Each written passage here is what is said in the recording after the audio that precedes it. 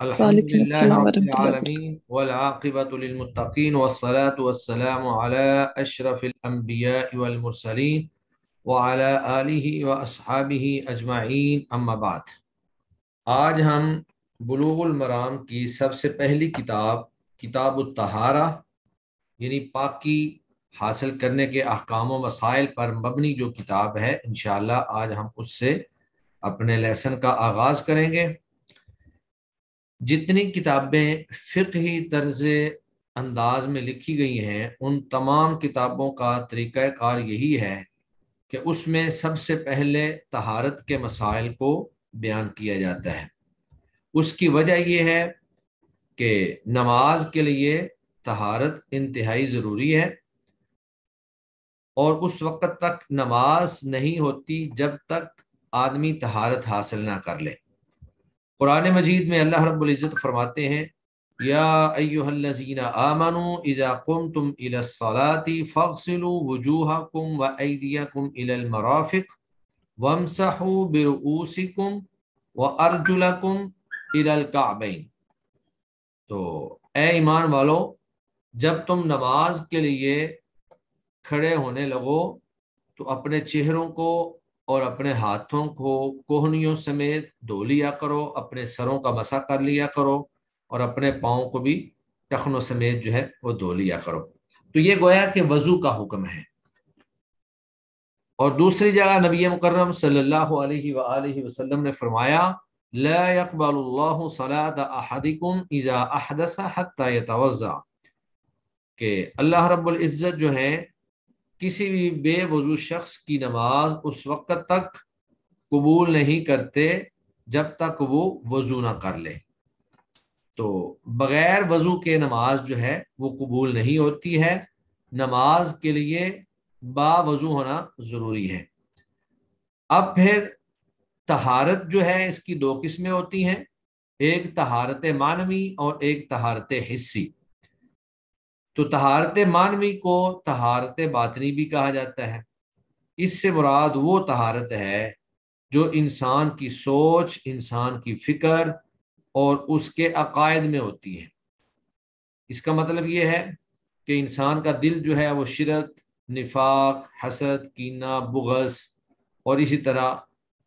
دیگر جو مذموم صفات ہیں ان سے پاک ہو۔ اور طہارت حسی جو ہے، جس کو ظاہری طہارت بھی کہتے ہیں، وہ یہ ہے کہ انسان حد سے اکبر اور حد سے اصغر دونوں سے انسان پاک ہو۔ حد سے اصغر ہوتا ہے چھوٹی ناپاکی، یعنی جب آپ بے وضو ہو جائیں تو وضو کرنے کے بعد جو آپ کو طہارت حاصل ہوتی ہے وہ حد سے اصغر سے ہوتی ہے۔ لیکن جب انسان پر غسل واجب ہو جائے، جماع کی وجہ سے، مباشرت کی وجہ سے یا احتلام کی وجہ سے، تو اس وقت انسان کے اوپر جو طہارت لازم ہوتی ہے وہ حد سے اکبر سے ہوتی ہے۔ تو یہ چونکہ کتاب الطہارہ ہے، اور کتاب الطہارہ میں طہارت کو حاصل کرنے کے لیے پانی کا سب سے بڑا بنیادی کردار ہے۔ پانی جو ہے یہ طہارت کے لیے سب سے اہم چیز ہے کہ آپ پانی کے ذریعے طہارت حاصل کریں۔ باقی مٹی کے ذریعے بھی طہارت ہو جاتی ہے، لیکن پانی جو ہے یہ بنیادی کردار ادا کرتا ہے طہارت کو حاصل کرنے میں۔ تو کتاب الطہارہ میں سب سے پہلے پانیوں کا بیان جو ہے وہ لایا گیا ہے، تاکہ پانی کے بارے میں ہمیں معلوم ہو جائے کہ کون سا پانی جو ہے طاہر ہے اور مطہر ہے، یعنی وہ خود بھی پانی پاک ہو اور آگے بھی پاک کرنے والا ہو۔ کہیں ایسا نہ ہو کہ آدمی ناپاک پانی سے جو ہے طہارت حاصل کرنا شروع کر دے، تو واضح بات ہے کہ جو پانی خود ہی پاک نہیں ہے وہ آپ کو بھی طہارت نہیں دے سکتا، وہ آپ کو طہارت نہیں دے سکتا۔ یہ میں یہ دیکھ رہا ہوں کہ بعض لوگوں نے اپنے نام نہیں لکھے ہوئے، جیسے آئی پیڈ یا اس طرح کر کے، تو تمام لوگ جو ہیں وہ اپنے اوریجنل نام کے ساتھ جو ہے یہاں پر کلاس میں حاضر ہوا کریں، کیونکہ حاضری لگانی ہوتی ہے۔ تو اس طرح کر کے پھر آپ لوگوں کی ایبسنٹ لگ جائے گی جو اپنے نام کے ساتھ حاضر نہیں ہوئے۔ اٹینڈنس جو ہے وہ آپ کے اس نام کو دیکھ کر لگتی ہے۔ جی، تو سب سے پہلے پانیوں کا بیان جو ہے وہ ہم پڑھیں گے، چونکہ ہماری کتاب اصل میں حدیث کی کتاب ہے، لیکن حدیثوں کو انہوں نے جو ترتیب دی ہے وہ فقہ کے انداز میں ہے۔ فقہ کے انداز میں سب سے پہلے جو ہے وہ پانی طہارت کا بیان آتا ہے۔ تو سب سے پہلا باب جو ہمارے سامنے ہے وہ ہے باب المیاہ۔ اب یہ جو ہمارے سامنے شرح ہے، چونکہ شرح بہت تفصیلی ہے، ضروری نہیں ہے کہ آپ ساری شرح کو ہی پڑھیں، بنیادی فوکس آپ کا حدیث کے ترجمے پر اور اس سے اخذ ہونے والے مسائل پر ہونا چاہیے، کہ جو بھی حدیث آئے اس کا ترجمہ جو ہے اچھی طرح سے آپ یاد کریں، اور پھر اس سے جو مسائل ہمیں معلوم ہو رہے ہوں وہ آپ کو اچھی طرح سے ذہن نشین ہو جانے چاہیے۔ تو باب المیاہ، پانیوں کا باب،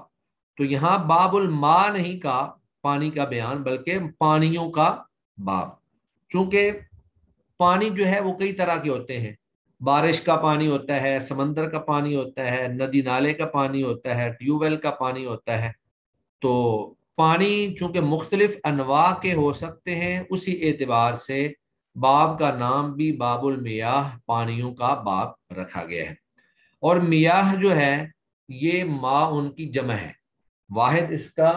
ماء آتا ہے اور میاہ اس کی جمع ہے، اور اس کی تصغیر جو ہے وہ مویہن آتی ہے۔ تو اسی لیے عربی لوگ جو ہیں انہوں نے اسی کو بدلتے ہوئے جو ہے مویہن کو مویا مویا کر دیا ہے۔ جو لوگ سعودی عرب میں رہتے ہیں، ہمارے پاکستانی بھائی ہے جو وہاں پہ چکر لگا کے آئے ہوئے ہیں، وہ جانتے ہیں کہ اہل عرب جو ہیں وہ پانی کو مویا مویا کہہ دیتے ہیں، تو اصل میں وہ مویا نہیں ہے، وہ مویہن ہے۔ تو مویہن جو ہے اس کو انہوں نے تبدیل کرتے ہوئے مویا کر دیے ہیں۔ تو اس باب کی سب سے پہلی حدیث جو ہے وہ سیدنا ابو ہریرہ رضی اللہ تعالی عنہ سے روایت ہے۔ سیدنا ابو ہریرہ رضی اللہ تعالی عنہ وہ مشہور صحابی رسول ہیں، جلیل القدر صحابی رسول ہیں، کہ جن کو سب سے زیادہ احادیث نبویہ جو ہیں وہ یاد تھی۔ اس کی وجہ یہ تھی کہ یہ ہر وقت جو ہے اللہ کے نبی صلی اللہ علیہ وآلہ وسلم کی صحبت میں موجود رہتے تھے، کمائی بھی نہیں کرتے تھے، کاروبار بھی نہیں کرتے تھے، بس ہر وقت مسجد نبوی میں پڑے رہتے تھے،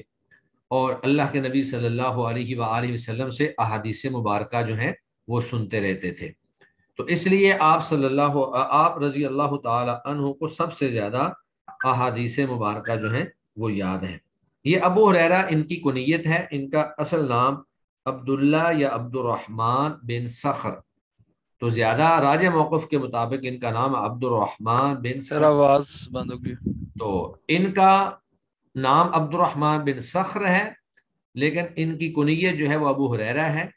اور یہ کنیت بھی اللہ کے نبی صلی اللہ علیہ وسلم نے اس وقت دی تھی کہ ایک دن یہ بلی کے ساتھ کھیل رہے تھے، اور اللہ کے نبی نے جب دیکھا کہ آپ بلی کے ساتھ کھیل رہے ہیں تو آپ نے ان کو کہا اب یا ابا ہریرہ، اے بلی کے باپ۔ تو یہ کنیت حضرت ابو ہریرہ رضی اللہ تعالی عنہ کو اتنی پسند آئی کہ انہوں نے اپنا نام چھوڑ دیا، اور جو اللہ کے نبی صلی اللہ علیہ وسلم نے پیار کے ساتھ جو کنیت دی تھی انہوں نے اسی کو ہی مشہور کر دیا، اور اسی کے مطابق ہی وہ پکارے جانے لگے۔ تو یہ اللہ کے نبی کے ساتھ ان کی محبت تھی کہ رسول اللہ صلی اللہ علیہ وسلم نے جو ان کو کنیت دی، انہوں نے کنیت کو سینے سے لگا لیا اور اپنے نام کو پیچھے چھوڑ دیا۔ تو یہ حدیث مبارکہ جو ہے ایک ایسے شخص کے سوال کے جواب میں نبی مکرم صلی اللہ علیہ وآلہ وسلم نے پیش کی کہ بعض لوگ جو ہیں وہ سمندر کا سفر کرتے تھے، اور امام مالک رحمہ اللہ نے موطا کے اندر اس کا پس منظر جو ہے وہ بیان فرمایا ہے کہ سمندر کا سفر کرتے تھے۔ تو اب چونکہ سمندر میں پانی جو ہوتا ہے، پانی تو بہت زیادہ ہوتا ہے لیکن ذرا نمکین ہوتا ہے، عام پانی سے مختلف ہوتا ہے، اور سمندر کا پانی جو ہے وہ آدمی پی نہیں سکتا ہے، سمندر کا پانی ڈائریکٹ آپ پی نہیں سکتے ہیں نمکین ہونے کی وجہ سے۔ اور جب یہ سمندر کا سفر کرتے تھے تو اپنے ساتھ صاف پانی جو ہے بہت قلیل مقدار میں لے کر چلتے ہیں۔ تو جب قلیل مقدار میں پانی لے کر چلتے تو وہ صرف انہوں نے اپنے پینے کے لیے رکھا ہوتا تھا۔ اب اگر یہ اسی پینے والے پانی سے وضو بھی کریں اور اگر کسی کو غسل کی حاجت ہے تو غسل بھی کریں تو پھر ان کے لیے پانی، پینے والا پانی جو ہے وہ ختم ہو جاتا تھا، پینے والا پانی نہیں بچتا تھا۔ تو انہوں نے آ کر پھر نبی کریم صلی اللہ علیہ وآلہ وسلم سے سوال کیا کہ یا رسول اللہ، کیا سمندر کا پانی جو ہے وہ پاک ہے؟ کیا ہم اس سے وضو کر سکتے ہیں یا اس سے ہم غسل کر سکتے ہیں؟ تو آپ صلی اللہ علیہ وآلہ وسلم نے اس کے جواب میں یہ جو ہے حدیث بیان فرمائی۔ تو سیدنا ابو ہریرہ رضی اللہ تعالی عنہ کی بات میں کر رہا تھا کہ ان کو سب سے زیادہ جو ہے احادیث مبارکہ یاد تھی۔ بعض مورخین نے ان کی احادیث کی تعداد جو ہے وہ گنی ہے کہ 5384 کم و بیش احادیث جو ہیں یہ حضرت ابو ہریرہ رضی اللہ تعالیٰ عنہ سے مروی ہیں۔ تو ان کا ایک اور واقعہ بھی ہے کہ یہ ایک دن بھوکے تھے، مسجد نبوی میں پڑے ہوئے تھے، سیدنا ابو بکر صدیق گزرے تو ان سے پوچھتے ہیں کہ وَيُطْعِمُونَ الطَّعَامَ عَلَىٰ حُبِّهِ مِسْكِينًا وَيَتِيمًا وَأَسِيرًا، یہ جو آیت مبارکہ ہے اس کا کیا ترجمہ ہے؟ تو انہوں نے اس کا ترجمہ یا مفہوم بتایا اور چلے گئے۔ پھر عمر آئے، انہوں نے بھی ایسی بتایا۔ بعد میں اللہ کے نبی صلی اللہ علیہ وسلم آئے تو اللہ کے نبی بھاپ گئے اور سمجھ لیا کہ لگتا ہے ابو ہریرہ کو بھوک لگی ہوئی ہے۔ تو اللہ کے نبی آپ رضی اللہ تعالیٰ عنہ کو اپنے ساتھ لے گئے، ایک انصاری کے باغ میں گئے اور وہاں پہ جا کر جو ہے ان کو کھانا کھلایا، خود بھی کھایا۔ بہرحال وہ ایک تفصیلی واقعہ ہے۔ تو بیان کرنے کا مقصد یہ ہے کہ سیدنا ابو ہریرہ رضی اللہ تعالی عنہ ہر وقت اللہ کے نبی کی خدمت میں حاضر رہا کرتے تھے۔ انہوں نے دنیا کے کام، ذریعہ معاش وغیرہ سب کچھ ترک کیا ہوا تھا اور اصحاب صفہ میں شامل ہو گئے، تو وہاں پر ہی رہتے تھے، اس لیے آپ کو سب سے زیادہ احادیث مبارکہ جو ہیں وہ یاد ہیں۔ تو حدیث جو ہے سیدنا ابی ہریرہ عن ابی ہریرہ تھا جی، آپ نے حدیث کے ترجمے کے اوپر فوکس رکھنا ہے اور پھر اس میں سے جو مسائل ہمیں سمجھ آئیں گے وہ ہم بیان کریں گے۔ عن ابی ہریرہ رضی اللہ عنہ، سیدنا ابو ہریرہ رضی اللہ تعالی عنہ سے روایت ہے، قال، انہوں نے فرمایا، قال رسول اللہ صلی اللہ علیہ وسلم، رسول اللہ صلی اللہ علیہ وسلم نے فرمایا، فی البحر، سمندر کے پانی کے بارے میں، فی البحر، سمندر کے پانی کے بارے میں اللہ کے نبی نے فرمایا۔ کیا فرمایا؟ اب یہ آگے الفاظ ہیں، هو الطہور، کہ وہ پانی جو ہے، الطہور پاک ہے، ماؤہ اس کا پانی، یعنی اس سمندر کا پانی پاک ہے، والحل اور حلال ہے، میتتہ اس کا مردار بھی۔ سوال تو اگرچہ پانی کے بارے میں ہی تھا، لیکن اللہ کے نبی صلی اللہ علیہ وسلم نے حکمت کے تحت سمندر کے بارے میں ایک دوسرا مسئلہ جو ہے وہ بھی واضح کر دیا کہ سمندر کا پانی پاک ہے اور اس کا مردار بھی حلال ہے۔ پانی پاک ہونے کی وجہ سے آپ اس پانی سے وضو بھی کر سکتے ہیں، اس پانی سے غسل بھی کر سکتے ہیں۔ اور مردار حلال ہونے کا مطلب یہ ہے کہ جو مخلوقات حلال سمندر میں موجود ہیں، مچھلی یا اسی طرح کر کے دیگر وہ چیزیں جو ہم کھاتے ہیں، اگر وہ سمندر میں مر جائیں اور اس حالت میں آپ کو مل جائیں کہ وہ بالکل خراب نہ ہوئی ہوں یا ان سے بدبو وغیرہ نہ آ رہی ہو، تو آپ اس مردہ مچھلی کو کھا سکتے ہیں اور وہ آپ کے لیے کھانا جو ہے وہ جائز اور حلال ہے۔ اور ویسے بھی عام طور پہ ہم دیکھتے ہیں کہ مچھلیاں جب ہمارے پاس آتی ہیں تو مچھلی کو ذبح نہیں کیا جاتا ہے، بہت کم جو ہے وہ مچھلی زندہ حالت میں ملتی ہے، ورنہ جامد حالت میں جمی ہوئی یا مجمد اسی حالت میں مچھلیاں ہمیں ملتی ہیں۔ تو یہ حدیث جو ہے یہ ہمیں سمندر کے مردار کی حلت پر دلالت کرتی ہے کہ سمندر کا جو مردار ہے اس کو کھانا بھی حلال ہے۔ اخرجہ الاربعہ، اس حدیث کو ائمہ اربعہ نے روایت کیا ہے۔ تو پیچھے جس طرح کے پچھلے لیکچر کے اندر میں نے بتایا تھا کہ جب اربعہ کا لفظ بولیں تو اربعہ سے مراد چار جو محدثین ہیں، جن میں ترمذی، نسائی، ابن ماجہ اور ابو داود، یہ چار جو محدثین ہیں یہ مراد ہوتے ہیں۔ تو گویا کہ اس حدیث کو ان چاروں ترمذی، نسائی، ابن ماجہ اور ابو داود، ان چاروں نے روایت کیا ہے، اخرجہ الاربعہ، اور ان کے ساتھ ساتھ وابن ابی شیبہ تھا، اور ابن ابی شیبہ نے بھی روایت کیا ہے، یعنی چاروں سے تو وہی مراد ہیں اور اس کے ساتھ ساتھ ابن ابی شیبہ بھی مراد ہیں۔ اس کے بعد پھر آگے ہیں واللفظ لہ، اور جو یہ الفاظ ہیں حدیث کے یہ ابن ابی شیبہ کے ہیں، وصححہ ابن خزیمہ والترمذی، اس کو ابن خزیمہ اور ترمذی نے صحیح قرار دیا ہے، ورواہ مالک، اور اس کو امام مالک نے، شافعی نے اور احمد نے بھی روایت کی ہے، تو گویا کہ اس کو روایت کرنے والے دیگر کئی ایک محدثین بھی موجود ہیں۔ تو یہ حدیث مبارکہ جو ہے اس سے ہمیں چند ایک چیزیں اہم نکات جو ہے وہ معلوم ہوتے ہیں۔ سب سے پہلا فائدہ جو ہمیں حاصل ہوتا ہے وہ یہ ہے کہ صحابہ کرام رضوان اللہ علیہم اجمعین علم کے بے حد حریص تھے، جو چیز بھی ان کے سامنے آتی وہ فوراً اللہ کے نبی صلی اللہ علیہ وآلہ وسلم سے پوچھ لیا کرتے تھے، اور اس سے یہ نقطہ بھی ہمیں معلوم ہوا کہ دریا وغیرہ کا پانی مطلق طور پر پاک ہے، سمندر کا، دریا کا پانی جو ہے وہ مطلق طور پر پاک ہے، الا یہ کہ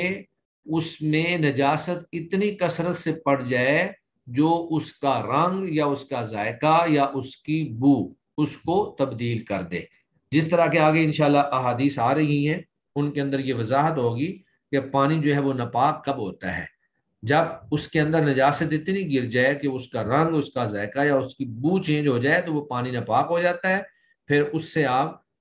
طہارت حاصل نہیں کر سکتے ہیں۔ نبی کریم صلی اللہ علیہ وآلہ وسلم کا یہ حسن تعلیم تھا کہ آپ امت کو جامع ترین باتوں کی تعلیم دیا کرتے تھے، یعنی چھوٹے الفاظ، تھوڑے الفاظ کے ذریعے ایسے اصول اور ضوابط بیان کر دیتے تھے کہ جس سے بہت سارے مسائل جو ہیں وہ اخذ ہو سکتے ہیں، اور اس سے یہ بات بھی ہمیں معلوم ہوئی کہ بوقت ضرورت سوال سے زیادہ جواب دے سکتے ہیں، کیونکہ صحابی نے صرف پانی کے بارے میں سوال کیا تھا لیکن آپ نے حکمت کے تحت سمندر کے مردار کی حلت کا بھی جواب دے دیا، اور اس حدیث سے یہ بھی ہمیں معلوم ہوا کہ دریا اور سمندر کی سب مچھلیاں جو ہیں وہ حلال ہیں، یعنی وہ تمام چیزیں جو ہم ویسے حلال سمجھ کر کھاتے ہیں اگر وہ مردار مل جائیں تو وہ مردار بھی حلال ہیں، اور اس حدیث سے ہمیں یہ قاعدہ بھی معلوم ہوتا ہے کہ ہر چیز پاک ہے، ہر حلال شے پاک ہے لیکن ہر پاک شے حلال نہیں ہوتی، یعنی ہر حلال شے جس کو اللہ نے ہمارے لیے کھانا حلال کیا وہ تو پاک ہوگی، لیکن ہر پاک شے جو ہے وہ ہمارے لیے حلال نہیں ہوتی۔ اب دیکھیں جیسے بلی ہے، بلی ویسے تو پاک ہے، نجس نہیں ہے، لیکن اس کو کھانا ہمارے لیے حلال نہیں ہے۔ اور اس کے بعد جو دوسری حدیث مبارکہ ہے اسی موضوع سے متعلق، وہ ہے ابو سعید خدری رضی اللہ تعالی عنہ کی حدیث، دوسری حدیث،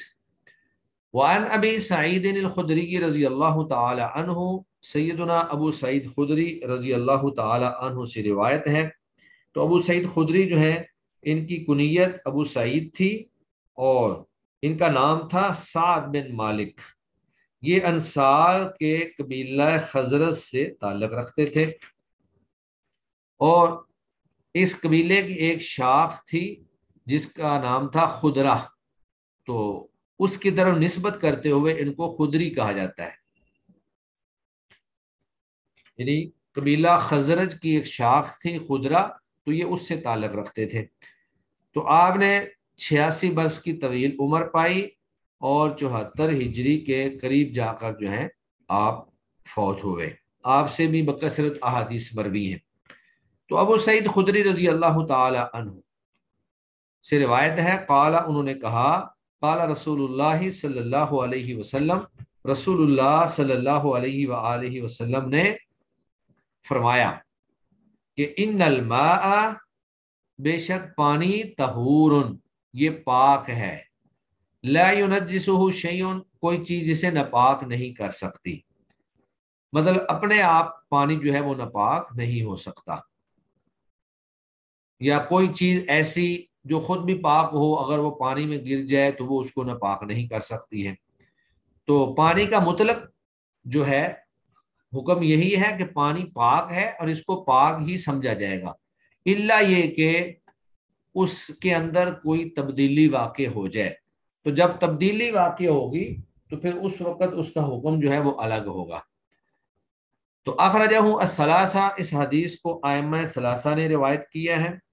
وصححہ او احمد، اور اس کو امام احمد نے اس کو صحیح قرار دیا ہے۔ تو ائمہ ثلاثہ جب مطلق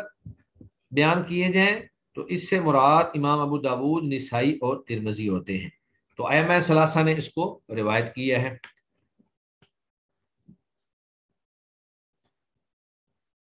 اس حدیث سے ہمیں یہ بات معلوم ہوتی ہے کہ پانی خود بھی پاک ہے اور ہر طرح کی نجاست کو پاک کرنے والا ہے، کوئی بھی ناپاک چیز جو ہے اس کو پانی پاک کر دیتا ہے۔ اسی طرح اس سے یہ بات بھی معلوم ہوئی کہ پانی میں اصل حکم اس کا پاک ہونا ہے، لہذا شک کی صورت میں پانی کو پاک ہی سمجھا جائے گا، صرف شک۔ اور پاک شے سے اگر پانی کے اندر تغیر واقع ہو جاتا ہے تو اس سے بھی وہ ناپاک نہیں ہوگا۔ پانی جب پاک ہے تو اگر اس کے اندر کوئی پاک چیز ہی گر گئی ہے یا پاک چیز آپ نے اس میں مس کر دی ہے تو بھی وہ پانی پاک ہی رہے گا، اس کو ناپاک نہیں کہیں گے۔ تیسری حدیث جو ہے اس باب کے اندر وہ سیدنا ابو امامہ الباہلی، وعن ابی امامہ الباہلی رضی اللہ تعالی عنہ، ابو امامہ باہلی رضی اللہ تعالی عنہ سے روایت ہے، قال، انہوں نے کہا، قال رسول اللہ صلی اللہ علیہ وسلم، رسول اللہ صلی اللہ علیہ وسلم نے فرمایا۔ تو ابو امامہ جو ہے یہ ان کی کنیت تھی، اور ان کا نام جو ہے وہ سدئی بن عجلان تھا، سدئی بن عجلان۔ تو یہ مشہور صحابی رسول ہیں، ان سے بھی کافی ساری روایات جو ہیں وہ مروی ہیں۔ آپ نے مصر میں جا کر رہائش اختیار کر لی تھی رسول اللہ صلی اللہ علیہ وسلم کی وفات کے بعد، اور وہاں پر ہی پھر ان کی وفات ہوئی، پھر آپ حمص کی جانب منتقل ہو گئے۔ تو آپ جو ہیں شام میں وفات پانے والے سب سے آخری صحابی ہیں، آپ نے 81 یا 86 ہجری کے اندر وفات پائی۔ تو ابو امامہ الباہلی رضی اللہ تعالیٰ عنہ سے روایت ہے، انہوں نے کہا رسول اللہ صلی اللہ علیہ وسلم نے فرمایا، ان الماء، بے شک پانی، لا ینجسہ شیء، اس کو کوئی چیز جو ہے وہ نجس نہیں کرتی، ناپاک نہیں کرتی، الا، مگر، ما، وہ چیز اس کو ناپاک کر دیتی ہے، غالبا، جو غالب آ جائے، علی ریحہ، اس کی بو پر، و طعمہ، اور اس کے ذائقے پر، و لونہ، اور اس کے رنگ پر۔ تو اگر نجاست پانی میں اتنی زیادہ گر جائے کہ اس نجاست کی وجہ سے اس پانی کا رنگ، ذائقہ یا بو جو ہے وہ چینج ہو جائے تو پھر وہ پانی ناپاک ہو جائے گا، ورنہ کوئی چیز بھی پانی کو ناپاک نہیں کر سکتی ہے۔ اخرجہ ابن ماجہ، اس حدیث کو امام ابن ماجہ نے روایت کیا ہے، وضعفہ ابو حاتم، اور امام ابو حاتم نے اس حدیث کو ضعیف قرار دیا ہے۔ لیکن یہ حدیث اگرچہ امام ابو حاتم نے اس کو ضعیف کہا ہے، اس معنی کی دیگر آگے روایات بھی آ رہی ہیں، جس طرح کی یہ بہقی شریف کی حدیث ہے، تو ساری روایات مل کر حسن درجے کی، حسن لغیرہ درجے کی یہ روایات بن جاتی ہیں۔ وللبہقی، اور امام بہقی کی روایت میں یہ الفاظ بھی موجود ہیں کہ الماء طہور، پانی پاک ہے، الا، یہ کہ ان تغیر، اگر تبدیل ہو جائے، ریحہ، اس کی بو، او طعمہ، یا اس کا ذائقہ، او لونہ، یا اس کا رنگ، بنجاست، کسی نجاست کے گرنے کی وجہ سے، تحدث فیہ، جو اس میں گر جائے، یعنی نجاست کی وجہ سے، نجاست کے گرنے کی وجہ سے اگر اس کی بو، اس کا رنگ اور اس کا ذائقہ تبدیل ہوتا ہے تو وہ پانی جو ہے وہ نجس قرار پائے گا۔ لیکن اگر کسی نجاست کی وجہ سے نہیں بلکہ کسی پاک چیز کی وجہ سے اس کا رنگ، بو یا ذائقہ تبدیل ہوتا ہے تو پھر وہ نجس نہیں ہوگا، وہ پاک ہی رہے گا۔ جیسے پانی کے اندر آپ شربت ملا دیں، اب شربت سے اس کا رنگ تو بدل جائے گا لیکن وہ نجس نہیں ہوگا، وہ پاک ہی ہوگا۔ تو اس حدیث سے ہمیں جو فوائد حاصل ہوتے ہیں وہ یہ ہیں کہ پانی کا اصل حکم یہ ہے کہ وہ پاک ہے، اور جب تک کسی نجاست کے گرنے کی وجہ سے اس کا رنگ، اس کی بو یا اس کا ذائقہ تبدیل نہ ہو جائے اس وقت تک اس پانی کو ہم پاک ہی کہیں گے اور اس کو نجس قرار نہیں دیں گے۔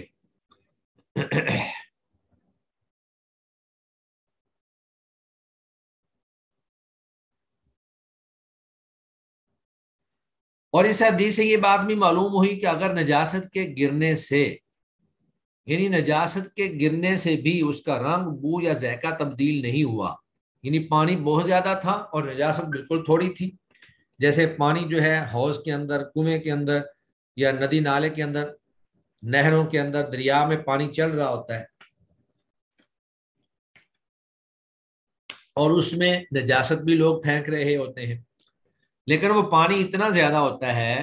کہ اس نجاست کا اس پانی کے ان تینوں اوصاف پر کوئی اثر نہیں ہوتا،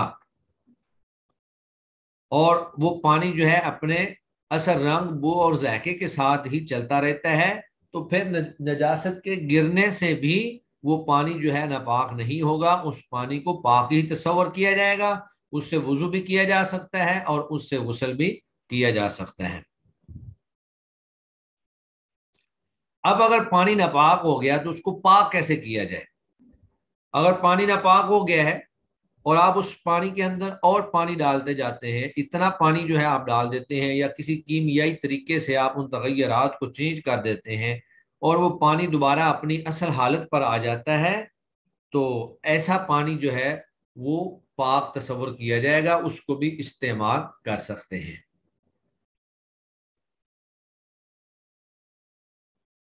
اس سے وضو بھی کر سکتے ہیں، اس سے آپ غسل بھی کر سکتے ہیں۔ ہاں البتہ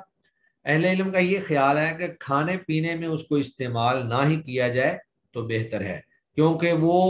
پاک ہو جانے کے باوجود بھی مضر صحت ہو سکتا ہے، آپ کو صحت کے اعتبار سے نقصان پہنچا سکتا ہے۔ اب سوال یہ پیدا ہوتا ہے کہ وہ پانی کتنا ہو یا عموماً کتنا کو پانی کی مقدار ہو جو نجاست کو قبول نہیں کرتی، تو یہ ہر علاقے کے اعتبار سے اور پانی کی کثرت کے اعتبار سے آپ اس کا کہہ سکتے ہیں، کیونکہ وہاں عرب کے ہاں پانی بہت کم ہوتا تھا، اس لیے وہاں جو ہے دو کلے پانی جو ہے، جو دو مٹکے پانی جو ہے اس کو مائع کثیر قرار دیا گیا کہ اگر اس کے اندر ہلکی پھلکی نجاست گر جائے تو وہ پانی جو ہے ناپاک نہیں ہوگا بلکہ اس کو پاک ہی شمار کیا جائے گا۔ وعن عبد اللہ بن عمر، چوتھی حدیث اس بات کی یہ ہے کہ سیدنا عبداللہ بن عمر رضی اللہ تعالی عنہ سے روایت ہے۔ تو یہ عبداللہ بن عمر رضی اللہ تعالی عنہ سیدنا عمر بن خطاب رضی اللہ تعالی عنہ کے بیٹے تھے اور بہت ہی متبع سنت تھے، رسول اللہ کی سنتوں کے ساتھ محبت کرنے والے تھے، چھوٹی عمر میں ہی مسلمان ہو گئے، مکہ سے مدینہ کی طرف ہجرت بھی کی، غزوہ خندق میں شریک ہوئے اور پھر 73 ہجری میں مکہ مکرمہ میں آپ نے وفات پائی۔ تو یہ حضرت عمر رضی اللہ تعالی عنہ کے بیٹے تھے۔ وعن عبد اللہ بن عمر رضی اللہ عنہما قال قال رسول اللہ صلی اللہ علیہ وسلم، سیدنا عبداللہ بن عمر رضی اللہ تعالی عنہما سے روایت ہے، انہوں نے کہا رسول اللہ صلی اللہ علیہ وآلہ وسلم نے فرمایا، اذا کان الماء قلتین، جب پانی جو ہے وہ دو مٹکے ہو، قلہ مٹکے کو کہتے ہیں، تو یہ اس دور کا جو مٹکا تھا وہ 250 رتل پانی کی گنجائش ہوتی تھی اس کے اندر، یعنی ایک مٹکے کے اندر 250 رتل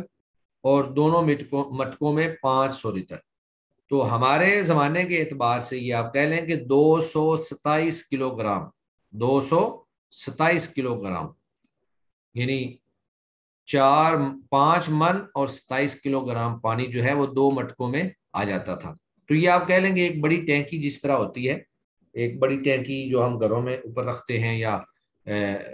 کنکریٹ کی بنا دی جاتی ہے۔ تو اذا کان الماء قلتین، جب پانی 2 مٹکے ہو، لم يحمل الخبث، تو وہ نجاست کو نہیں اٹھاتا یا نجاست کو قبول نہیں کرتا۔ وفی لفظ، اور ایک روایت میں یہ الفاظ بھی ہیں کہ لم ینجس، وہ نجس نہیں ہوتا۔ اخرجہ الاربعہ، اس حدیث کو ائمہ اربعہ نے روایت کیا ہے۔ وصححہ ابن خزیمہ وابن حبان والحاکم، اور امام ابن خزیمہ، امام ابن حبان اور امام حاکم نے اس حدیث کو صحیح کہا ہے۔ تو یہ گویا کہ ایک پانی کی مقدار بیان کی گئی ہے کہ اگر اتنا پانی کم از کم موجود ہو تو اس میں نجاست تھوڑی گر جائے جو اس کے اوصاف کو تبدیل نہ کرے، تو یہ اس وقت ہے جب اس کے اوصاف تبدیل نہ ہوں۔ یعنی ایک جگہ پانی کھڑا ہے، اتنا پانی موجود ہے یا کسی ٹینکی میں موجود ہے، اور اس میں کچھ نجاست گر جاتی ہے، اور اس نجاست کے گرنے سے وہ پانی جو ہے وہ اس کا رنگ یا بو یا ذائقہ جو ہے وہ چینج نہیں ہوتا ہے، تو وہ نجاست کو قبول نہیں کرے گا۔ آپ اس پانی کو استعمال کر سکتے ہیں، اس سے آپ وضو بھی کر سکتے ہیں، اس سے آپ غسل بھی کر سکتے ہیں۔ اسی باب کے اندر پھر پانی کی طہارت کے حوالے سے ہی آپ صلی اللہ علیہ وآلہ وسلم نے، چونکہ اہل عرب کے ہاں پانی بہت کم ہوتا تھا، اگر کہیں پہ کسی جگہ پہ پانی کھڑا ہوتا تو یہ رہنمائی دی گئی کہ اس کھڑے پانی کے اندر آپ غسل نہ کریں یا اس کے اندر آپ پیشاب نہ کریں، کیونکہ اگر وہ پانی تھوڑا ہوگا تو ناپاک ہو جائے گا، اور پھر دوسری بات یہ ہے کہ اگر آپ نے پہلے اس میں پیشاب کیا پھر دوبارہ آپ اس میں غسل کریں گے تو آپ کا دل نہیں کرے گا کہ میں اس کے اندر غسل کروں۔ انسان کے دل کے اندر جو ہے وہ شکوک و شبہات پیدا ہو جاتے ہیں کہ یہ پانی پتہ نہیں کیسا ہے۔ تو وعن ابی ہریرہ رضی اللہ تعالی عنہ، سیدنا ابو ہریرہ رضی اللہ تعالی عنہ سے ہی روایت ہے، یہ حدیث بھی ابو ہریرہ رضی اللہ تعالی عنہ سے روایت ہے۔ قال، انہوں نے کہا، قال رسول اللہ صلی اللہ علیہ وسلم، رسول اللہ صلی اللہ علیہ وسلم نے فرمایا، لا یغتسل، ہرگز نہ غسل کرے، احدکم، تم میں سے کوئی ایک، فی الماء الدائم، کھڑے پانی میں، وہو جنب، اس حالت میں کہ وہ جنبی ہو۔ اخرجہ مسلم، اس حدیث کو امام مسلم نے روایت کیا ہے۔ یعنی جنابت کی حالت میں کھڑے پانی میں اس کو غسل نہیں کرنا چاہیے، کیونکہ اس سے وہ پانی جو ہے ناپاک ہونے کا خدشہ ہے۔ وہاں سے لوگ بھی پانی استعمال کرتے ہیں اور جانور بھی پانی پیتے ہیں، اور اس پانی سے لوگ وضو بھی کر سکتے ہیں، تو کوئی بندہ جو ہے وہ کھڑے ہوئے پانی میں غسل نہ کرے، وہاں سے پانی لے کر سائڈ پہ ہو کر آدمی غسل کر لے، پانی کے اندر جو ہے وہ غسل نہیں کرنا چاہیے۔ وللبخاری، اور امام بخاری کے یہ الفاظ بھی ہیں کہ لا یبولن احدکم، ہرگز نہ پیشاب کرے تم میں سے کوئی ایک، فی الماء الدائم، کھڑے پانی میں، الذی لا یجری، وہ پانی جو نہیں چلتا ہے، ثم یغتسل فی، پھر وہ اس میں غسل کرے گا۔ والے مسلم، اور مسلم کے الفاظ یہ ہیں کہ ثم یغتسل منہ، پھر وہ اس سے غسل کرے گا۔ یعنی پہلے تو وہ کھڑے پانی میں پیشاب کر دے اور بعد میں اسی سے غسل کرے، تو یہ گویا کہ اس کی ایک حماقت اور بیوقوفی پر دلالت کرتی ہے بات کہ آپ نے پہلے اس میں پیشاب کر دیا اور بعد میں آپ اس سے غسل کرنا شروع ہو گئے۔ تو کھڑے پانی کے اندر پیشاب کرنا یا کھڑے پانی کے اندر غسل کرنا جو ہے یہ آپ صلی اللہ علیہ وآلہ وسلم نے منع فرمایا ہے۔ ولی ابی داود، اور ابو داود کی روایت میں یہ الفاظ بھی ہیں، ولا یغتسل فیہ من الجنابۃ، اور اس پانی کھڑے پانی میں غسل جنابت نہ کرے۔ تو جنبی آدمی کو کھڑے پانی میں نہانے سے اس لیے منع کیا گیا ہے کیونکہ جنابت کے اثرات اس کے جسم پر رہ سکتے ہیں، جو پانی کے اندر غسل کرنے کی وجہ سے پانی کے اندر شامل ہو جائیں گے، اور وہ پانی جو ہے اگر تھوڑا ہوگا تو وہ پانی خراب ہو جائے گا، اور دوسرے لوگ جو ہیں وہ اس کو استعمال نہیں کر سکیں گے، وہ اس سے فائدہ اٹھانے سے محروم ہو جائیں گے۔ تو اس حدیث سے ہمیں چند ایک اہم فوائد جو ہیں وہ معلوم ہوتے ہیں۔ ان میں سے پہلا فائدہ تو یہ ہے کہ شریعت اسلامیہ جو ہے وہ انسانی صحت کا زبردست اہتمام کرتی ہے، اسی لیے جنبی آدمی کو کھڑے پانی میں نہانے سے منع کیا، تاکہ ایسا نہ ہو کہ وہ پانی گندا ہو کر دوسروں کو بیمار کرنے کا باعث بنے۔ اور پھر شریعت اسلامیہ جو ہے یہ جہاں انسان کی آخرت کی حفاظت کی ذمہ داری لیتی ہے، وہیں پر انسان کی دنیا کے احوال اور دنیا کے معاملات کو بھی بہتر کرنے کی ذمہ داری لیتی ہے۔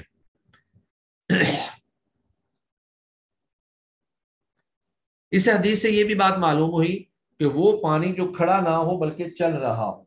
پانی جاری ہو، تو اس میں نہا سکتے ہیں، کیونکہ کھڑے پانی میں منع کیا گیا ہے، چلتے ہوئے پانی کے اندر نہانے سے منع نہیں کیا گیا۔